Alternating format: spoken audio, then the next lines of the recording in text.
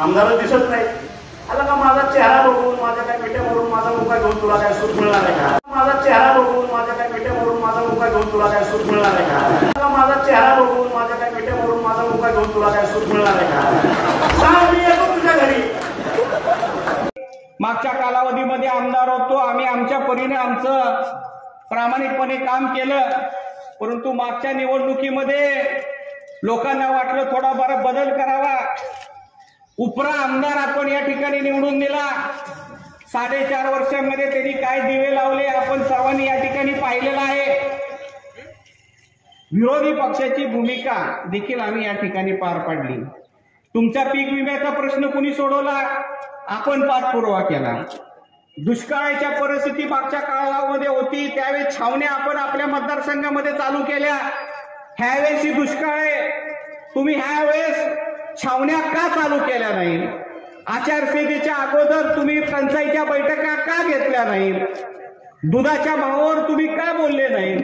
आम्ही आमदार नसताना सुद्धा दुधाच्या भावाला त्या ठिकाणी अनुदान मिळालं पाहिजे अशा पद्धतीची भूमिका आम्ही घेतली। आम्ही पीक विम्याचा पाठपुरावा केला, दुष्काळासाठी निधी मिळाला पाहिजे म्हणून आम्ही पाठपुरावा केला। मागच्या वर्षी अतिवृष्टी झाली त्याचे पैसे मिळाले पाहिजे म्हणून पाठपुरावा केला, परंतु हे आमदार 5-4.5 वर्ष झालं आपल्या मतदारसंघामध्ये फिरकले नाही। त्यांच्याच कार्यकर्ते त्यांना म्हणायला लागले की लोकांमध्ये चर्चा आहे की आमदार साहेब मतदारसंघामध्ये दिसत नाही, काम करत नाही। त्यावर त्यांनी काय प्रतिक्रिया दिली?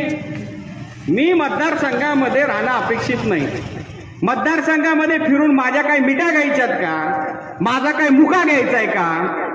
अशा पद्धतीचं त्यांचं वक्तव्य आहे।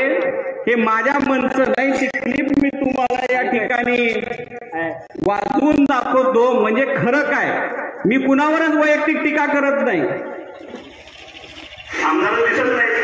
आला का माझा चेहरा बघून माझ्या काय मिठ्यावरून माझा मुका घेऊन तुला काय सुख मिळणार आहे का? माझा चेहरा बघून माझ्या काय मिठ्यावरून माझा मुका घेऊन तुला काय सुख मिळणार आहे का? माझा चेहरा बघून माझ्या काय मिठ्यावरून माझा मुका घेऊन तुला काय सुख मिळणार आहे का? मला मिठ्या मारून माझा मुका घेऊन रोज मतदारसंघात बघून तुम्हाला त्या ठिकाणी काय मिळणार आहे का?